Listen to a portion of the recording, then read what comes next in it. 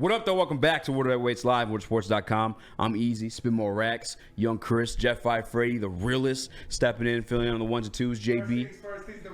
He's the realest. Get well soon, my guy. Hit that like button if you guys haven't already. 5-star review on all podcast platforms. And speaking of Jeff 5 Freddy, we almost stole a tweet from him last night. We have a group chat, and sometimes we're just throwing garbage in there, and sometimes we're throwing some heat. And Jeff threw some heat in there, Chris. If you want to put the tweet up, and Jeff, I'm going to have you... do you want to read it or just know it by verbatim? I could read it if not. Yeah, no, I could read it. And it's funny, I put that in the group chat and Spenny had me shook for a second. I was like, I got to post this now. I shouldn't even said anything. Yeah, this is the tweet. I tweeted out yesterday. Detroit Lions could have the first offense ever in NFL history to produce 2 1,000-yard rushers and 2 1,000-yard receivers. What needs to happen? I did the math for this. I was cooking. It was like 12 at night. Sam Laporta, 80 yards a game, 242 more. Jameer, 69 yards a game. Dave Montgomery, 48 yards a game. He needs 145, and Jameer needs 208. The only question I have would be Sam Laporta, and we've seen him have big games. But I checked offenses in the past, the top offenses, even the offense with the Denver Broncos and Peyton Manning. They've had 1,000-yard backs and 2,000-yard receivers. But there's no offense in NFL history. I know the 17th game it matters, but Jameer and David's missed some games. No offense ever has had 2,000-yard backs and 2,000-yard receivers ever. Never happened. And then you might have a quarterback throwing for 4,000. So sprinkle that on there too. Sprinkle me. Ben Johnson, man, he's a wizard. He's a wizard. Yeah, that's like the number one place I was going to go. I know a lot of people are going to make it a Jared Goff thing. It's the Goffense. I saw the quote tweets on your tweet last night. Yeah, but and this isn't even like a hating Goff thing, but like, how does Goff? What does he have to do with the 2,000-yard back? Dude, who hands the ball off to him, bro? And that's not a shot at. I'm just being real here. You know what I mean? Like that's Ben Johnson and the offensive line. Has there ever been 2,000-yard receivers though? Was that a thing? Yeah, there's been 2,000-yard receivers in a 1,000-yard back, but not 2 and 2. I think the Dolphins did it last year, didn't they? 2,000-yard receivers. Yeah. And then the Ravens with Lamar and Mark Ingram, they had 2,000-yard rushers, and they had a guy almost get 1,000 in Mark Andrews, but it's not. I think the 1995, whatever the hell it was, Redskins had like 1,000-yard back and 2,000-yard receivers. So that was it. Well, relax, Jeff. Yeah, that was Hey, boys, this might be my last day. It's the Durs. Canceled. The Durs. We're just laughing it off at someone in the chat. No, what the fuck? Yeah. Yeah, man. Ben Johnson. Ben Johnson's fucking in. Yeah, and that's why we are so worried. Like, when this guy moves on, which he's going to move on more than likely after this season, you're going to be missing. I know it's the Goffense, but no, it's the John fence or whatever the hell you want. Like, this is Ben Johnson's baby. And it's gonna take a step back. You're gonna take a step back when you lose a guy like that. It happens to all teams. When you lose a serious coordinator like that, you're gonna take a step back offensively. So Ben Johnson, the man's a wizard. He's been cooking up great schemes. He's getting everybody open. And yeah, the players, Jared Goff included, are going out there and executing what he cooks up, but he schemes them open. He schemes the runs, the blocking scheme, all different things like that to make this achievable. So I'm excited. Yeah, you know what's funny? Real quick. I had so many quote tweets from Falcons Twitter and Chargers Twitter. Really? Like, they ate this up. I know Lions fans ate it up, but like teams that need head coach, because Falcons fans assume Arthur's going to be fired. They want Ben. They saw that Ben stat. Johnson with the Falcons. Because they were saying, someone quoted and said Drake London, Pitts, Algier, and Bijan, someone said. I was like, okay, well, I don't hate it, but get away from it. I don't want Ben in the NFC. I don't. I was already like really concerned about that situation. And if you guys like watch the show, you already know for the past 2 years, it's been like a pit in my stomach, the thought of Ben Johnson like leaving us and becoming head coach elsewhere. Just because I don't know how you're gonna fulfill that type of production. And Jeff, you actually calmed me down a little bit yesterday in the same group chat talking about like, well, I think we settled down with the fact that like Dan's an offensive coach. Like a similar situation we saw that happen and not work out was with Dan Quinn in Atlanta when Kyle Shanahan left on. But he's a defensive coordinator by trade. So maybe that's why he couldn't like grasp that concept. But then, of course, we had Herman Moore on. Shout out to Herman Moore. And you heard the interview. I don't know if you heard the part we asked him about it. Yep. He made me a little bit nervous again because he said like it is different. It's a lot different. Guys look at your weapons differently. They look at the way they want to call it. He says, and I didn't know this, by the way. I knew like on the first drive it was like this. And obviously it would make sense to be this way. But like the drives are scripted. Particularly like for the most part, like all the way through. It's not like after that first drive, like that's your scripted drive. Every single one of them is they call those plays like in sequence. And it would make sense that Ben Johnson does that too because he gives you so many of the same looks. and just changes like a formation, or they spread out after they had their like 12 formation. So it's like, fuck, man. Yeah. I just don't know how they're going to replace that, man. And we were having that conversation. I don't want to discount anything Ben's doing because you're so right on that. Like everything every Lions fan should be skeptical, but that's where I hope they promote within. So the terminology, the identity kind of stays similar. You won't have Ben calling plays, which is a concern, but I have more confidence that Dan will understand that and want to, because again, this is a productive offense. I don't see Dan bringing in someone from the outside and being like, all right, let's switch it up. What do you got for us? Like, I see what works, they want to keep. But Herman's right with that. I mean, the whole like guy comes in, he sees players differently. They call He's got different tendencies. Yes, so I get that part, but I have confidence, Dan. If a Tanner Ekstrand gets promoted, he's been kind of under the wing of Ben. It's not the same play calling, but a lot of the stuff will be the same, I think. That makes sense. It's just not being cooked up the same. Yeah, the cooking will. It's a different chef. It's like when your mom fucks up your grandma's recipe. That's fair. I was like, Mom, how come your lasagna never tastes like grandma's lasagna? That's true. Mom, you be fucking it up. And she using the same material. You got the same ingredients. You still be fucking it up somehow. You ain't got that it factor like grandma does. No, she don't. She be sprinkling that love. Oh, man.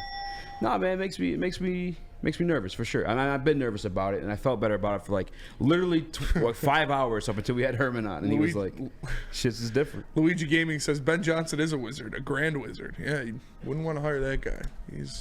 I heard he plays strictly Kanye West, and he goes to some very weird hangouts. Saw him rocking with Joey Morrison the other day. I did too. Yeah. I did too. Do you have anything to say on that one, Spinny? I did already. Well, you say more? It was a talk show here. Yeah. We speak. 100%. Yeah. I will go to Chris. Joey Morrison. Gather yourself. You asked me like I didn't say anything. No, I know. I just didn't know you had more to say. Well, I guess, I mean, I could talk a little bit more on it. I guess, like, because the Tanner Ekstrand thing, that's another thing, too, is like, as a man, we are prideful. As a man, we had penises. But we want. Or maybe not. I don't know. Maybe not You might not, but you're still a man. Don't cancel me. But sometimes you want to pave your own path, if though. you You know want. what I'm saying? From a Tanner Ekstrand like standpoint, like it's like, well, maybe he wants to be better than Ben Johnson, or thinks he can be better than Ben Johnson, so he goes off and experiments as he veers away from the path of what Just like was college. successful. I'll say this too, actually. I think regardless of the fact of like play calling, which I think we would agree that Ben Johnson draws up some of the most beautiful plays. I mean, you have a guy like Brian Baldinger who breaks down plays every single day of that man's life. Hold up. Brian what? Brian Baldinger? Oh, okay. Is that his name? yeah. Yeah, you just first time you said Baldy? it. Does that work better for you Heard guys? something different. Baldinger?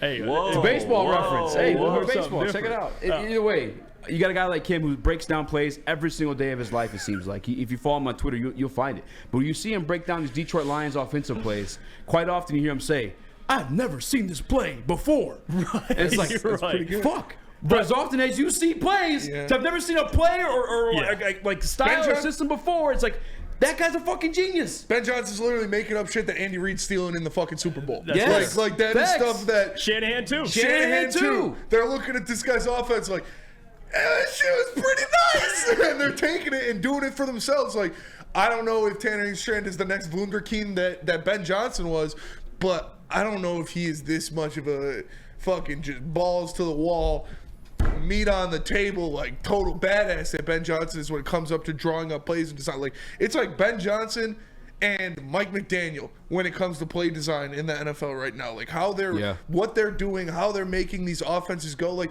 the shit I was seeing with Tyreek Hill where he was like crouching behind the fucking tackle in the last game and then like pop up and do his little Tyreek shit. And everybody was like, where the fuck did he come from? Like, that shit is wild. Crouching it's cheetah, innovative. not crouching tiger. Yeah, it's literally crouching cheetah. So I am a little worried that we're gonna miss out on some of that, but who knows? Maybe Ekstrand is the second coming of Ben Johnson. Maybe he is the Wunderkind. Maybe he is a guy that can create stuff like that. But when you have notable offensive geniuses like Andy Reid and Kyle Shanahan stealing plays that you made, it's like, okay, yeah, dude's doing something right. And that's the thing with Tanner Ekstrand too. I wonder if, because I see people on Funky said this, and I agree with him that if Ben were to leave, that he would take Tanner with him. If you're going to be if you're Tanner and you're going to be an OC either way, and maybe he feels like, hey, I'd go join Ben, but you assume Ben would still be the play caller with whatever team he's on. Yeah, so if he that's a stays great with point. Detroit, That's he's a great calling point. plays, and he has an offense he's already familiar with. So if I'm Tanner, I'd stay, but that's another scary thing is Tanner could leave too, which leaves you like, I mean, No, you're 100% right. Now you're in a interesting situation there. But Herman said it best on your guys' show when you did the interview with him, that technology in today's is just different. Like how everything's on film. You could watch anything. That's true. It's tough, man. That's true. I don't want to underestimate him leaving either. That's the other thing. The part that broke me is when like you find out a lot of shit's just in sequence, like per drive, not just like the opening drive, not just on like 2-minute drills, like the entire game. Everything's like called in sequence for a reason. And again, when you think of Ben's offense, it makes total sense. But I will say this, and this is something that's been said already before, but the amount of weapons on top of the offensive line that's already here in Detroit, like I think any innovative play caller is going to want to like get their hands on with the opportunity to help themselves become head coaches from then on too. Yeah. Obviously, witnessing it happen with Ben Johnson as well. So I will say that to help people feel better. And on top of that too, not just that being the case, but also it meaning like you're probably going to be a pretty decent or successful offense regardless, no matter the fact. Because of those weapons. Yeah. Can we just appreciate that Detroit's like an actual offensive coordinator? Like no Jim Bob Cooter. Like this is you got guys that are going to be head coaches. I think this would be the first time in our lifetimes where assistant coach will move on to become a head coach from like our farm system. Yep. Which is a telltale sign like you're doing shit right, you know. He's paving the way. I was hoping to get a Lombardi before that happened. Is the only thing. Yeah, I was thinking Daryl Bevell, but he was just the interim. Yeah, interim head coach for Jaguars. Yeah. He became interim head coach for us too for a bit. It'll be more. They see what Ben's doing and the personnel they have offensively. I think more and more assistant coaches would. Yeah. Who's the Schwartz defensive coordinator? Who was his? Schwartz's defensive coordinator. That's a great question, actually. Oh, it was Gus Johnson, or not Gus Johnson, but Gus something. Maserati, man! It was Gus DeAndre Levy. That's what I taught you. Who's that guy who went to Pittsburgh and became the DC? As shit. What? Terrell Austin? From us? Oh, yeah, Terrell Austin. Terrell Austin. Yeah, his name was. Yeah. But who was he the DC for? He was for us, and I think he was. But what coach? Straight to Pittsburgh. Was that Caldwell? Yeah, Caldwell. Oh, yeah, okay, never mind. Then Gus. Ours was like Gus Gunder. It was a fucking weird. You know what I'm talking about? Yeah. What year was he fired? Who? Schwartz? Yeah. 20. I'm about to beat you to it right now. Fuck it. Here we go. 2016. Gunther Cunningham. Yeah. Find in the chat. Shout out Burn. Yeah. Oh, shout out to Burn. Yeah, I found it on Google. Gunther Cunningham. Gunther Cunningham. Fucking Gunther. I remember that. He was old as dick. He was old as dirt. Old as dick. And then, to be honest with you, for my like, what I was a season ticket holder back then too, and we got to do like a little Q&A. He was just more involved with the defensive line, and like Schwartz was still like more involved. He was calling the defense. Yeah. He's great. He's great. Schwartz is a fantastic defensive coordinator. He really is. Gunther Cunningham. I wish we weren't the franchise to fire him because we could have like recoup him as a defensive coordinator, but I doubt he wants to be here as that. Yeah. No, he used to be the head coach here. Yeah. Or maybe, I don't know. Yeah. Either way. Look at this comment. I want to read this one. Get your guys' Somebody reaction. come look at this. Hey, Look at this. David says Niners lost McDaniel and they are just fine. Good organizations will lose their coordinators. Great organizations will be able to have. The Niners had Kyle Shanahan. Brother. What are we doing? It's Kyle Shanahan's offense. What are we doing? What are we doing, guys? I get the part of if you're great, you're going to lose coordinators, but in Dan Campbell being an offensive coach, but I'm with you guys. Dan Campbell is not Kyle Shanahan. But no, he is Kyle not. Shanahan's a play caller for that team. Yes, absolutely. When Matt Ryan won a Super Bowl, I almost said and off MVP. the back Kyle Shanahan. Yep. Yeah, MVP. I'm sorry, he didn't win a Super Bowl. He was in the Super Bowl. When he went to the Super Bowl and won the MVP, I meant to say MVP. That's who was fucking tailoring that thing up the same way Ben's doing for golf right now, guys. That's not the same situation. I heard it looked like the Dolphins OC. I think he's going to be getting interviewed too. But like at the end of the day, they got Mike McDaniel. Yeah. Like who gives a damn? Yeah, that's Spenny could be the OC. Like they're going to cook up regardless. I'm with you. The fuck's that supposed to mean?